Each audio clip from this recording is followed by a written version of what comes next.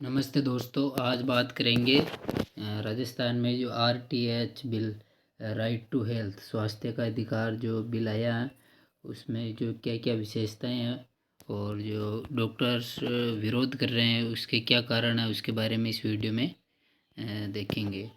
तो right to health bill 2022 इसके मुख्य बिंदु है, इसको हम जानेंगे। तो स्वास्थ्य का अधिकार बिल पारित करने वाला देश का प्रथम राज्य राजस्थान है।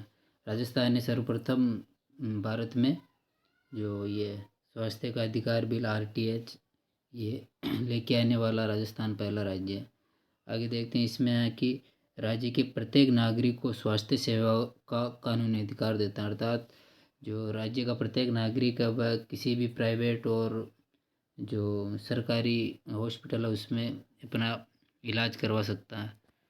आगे हैं, इसमें RTH विधेयक 2022 राजस्थान विधानसभा में 22 सितंबर 2022 को पेश किया गया था, तो ये डेट आपको ध्यान में रखनी है। फिर 21 मार्च 2023 को राज्य विधानसभा में विधेयक पारित हुआ था।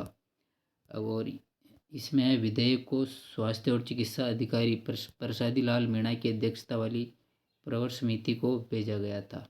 ठीक है दोस्तों, तो अपना स्वास्थ्य और चिकित्सा अधिकारी है प्रसादी लाल मीणा। अब देखते हैं इसकी प्रमुख विशेषताएं क्या क्या हैं। तो RTH स्वास्थ्य का अधिकार अधिनियम की प्रमुख विशेषताएं। तो इस कानून के तहत राज्य का प्रत्येक निवासी राज्य में किसी भी स्वास्थ्य संस्थान में पूर्व भुगतान किए बिना इलाज ले सकता है। ठीक है दोस्तों, आगे है आपातकालीन उपचार के साथ मुफ्त इलाज का लाभ लेने का अधिकार। तो आपातकालीन उपचार इसमें क्या क्या आते हैं इसमें देखते हैं अपन। तो इसमें आपातकालीन उपचार में सड़क दुर्घटना हुई, सांप का काटना हुआ, घायल व्यक्ति हुआ, कोई भी रोड एक्सीडेंट हुआ, आपसी झगड़ा द्वारा राज्य द्वारा निर्धारित विभिन्न प्रकार के केस को इसमें सम्मिलित किया गया है। तो आपातकालीन स्थिति में ये जो सिचुएशन इनको सम्मिलित किया गया है। फिर इसमें है, इलाज कराने वाले व्यक्ति को सरकारी और निजी अस्पताल में मना नहीं किया जा सकेगा। तो ये राजस्थान की जनता के लिए बहुत ही अच्छा बिल है। ठीक है, तो इसमें पांचवा है, कानून का उल्लंघन करने पर प्रथम बार अस्पताल पर 10,000 और दूसरी बार 25,000 तक का जुर्माना लग सकता है। अर्थात इसमें हॉस्पिटल, अगर कोई भी निजी या गवर्नमेंट हॉस्पिटल या डॉक्टर जो इलाज के लिए मना करेंगे तो उसमें पहली बार तो 10,000 का जुर्माना और दूसरी बार उनके खिलाफ शिकायत होने पर 25,000 का जुर्माना लग सकता है। और आगे है, इसमें दुर्घटना में घायल मरीज को अस्पताल पहुंचाने वाले व्यक्ति को 5,000 की पारितोषिक राशि। फिर है इसमें दवाएं, परीक्षण और आपातकालीन परिवहन IPD इन पेशेंट विभाग और OPD बाह्य रोगी विभाग की निःशुल्क सुविधा। तो कोई भी नागरिक जो राजस्थान में वह IPD और OPD की निःशुल्क सुविधा प्राप्त कर सकता है। ठीक है, और ये 8वां पॉइंट है, मेडिको लीगल मामला। ऐसा कोई भी मामला जिसमें इलाज के पूर्व पुलिस की मंजूरी की आवश्यकता होती है, इसकी बाध्यता नहीं है, अर्थात पुलिस की मंजूरी के बिना भी इलाज कराने का प्रावधान। अर्थात इसमें अपने पहले जो था कि कोई भी जो झगड़ा या फिर रोड एक्सीडेंट हो जाता था उसमें पुलिस की जो मंजूरी थी वो पहले आवश्यक थी, पर अब इस बिल में जो पहले पुलिस की मंजूरी के बिना भी अपन इलाज ले सकते हैं। ठीक है दोस्तों, अब जो डॉक्टर लोग इनका विरोध कर रहे हैं उसके क्या क्या कारण हैं जो इसमें देखते हैं अपन। आपातकालीन उपचार की स्पष्ट व्याख्या नहीं की गई। व्यक्ति किसी भी बीमारी को आपातकालीन स्थिति बताकर इलाज ले सकता है, इसलिए आपातकाल में आने वाली प्रत्येक घटनाओं को स्पष्ट करने की आवश्यकता।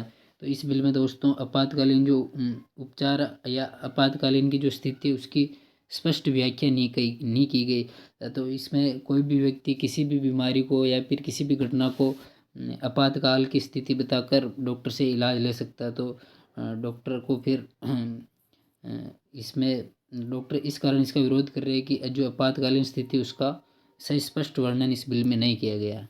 दूसरा पॉइंट है इसमें कि भाई निजी अस्पताल को पैसा कहाँ से मिलेगा, इसके लिए विशेष प्रावधान नहीं है तो नुकसान ज़्यादा होगा। तो जो निजी हॉस्पिटल है उनका खर्चा चलाने के लिए जो या फिर सफाई कर्मचारी है उनको वेतन देने के लिए इनके लिए जो विशेष प्रावधान नहीं किए गए इस बिल में, तो फिर उनका घर कैसे चलेगा, इसका विरोध ये कर रहे हैं। अगला RTH से डॉक्टर का सम्मान कम और दंड ज़्यादा होने की घटनाएं बढ़ सकती हैं। शिकायत का भय ज़्यादा, कौन किसका इलाज करेगा ये स्पष्ट नहीं है। अर्थात कोई भी आई हॉस्पिटल है तो उसमें कोई हार्ट का पेशेंट जा सकता है, फिर अगर डॉक्टर उसका इलाज करने के लिए मना कर देता है तो वो उसके खिलाफ शिकायत कर सकता है। तो फिर शिकायत की घटनाएं बढ़ेगी और जो डॉक्टर का सम्मान है वो कम होगा। इससे क्या है कि डॉक्टर को पहले तो 10,000 की जो जुर्माना लग सकता है, फिर 25,000 तक का जुर्माना लग सकता है। तो सेल्फ रिस्पेक्ट डॉक्टर की कम होने की जो उनको डर है, इस कारण इसका विरोध कर रहे हैं।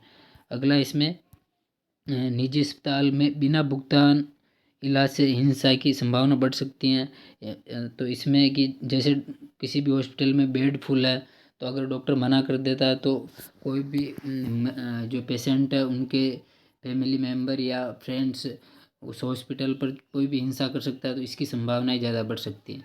इसके लिए भी डॉक्टर इसका विरोध कर रहे हैं। अगला, सरकारी अस्पतालों में सुविधाएं कम क्यों हैं, इस पर सरकार को ध्यान देना चाहिए।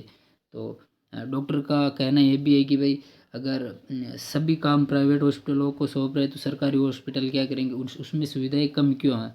आप उनको सैलरी बराबर दे रहे हो तो वो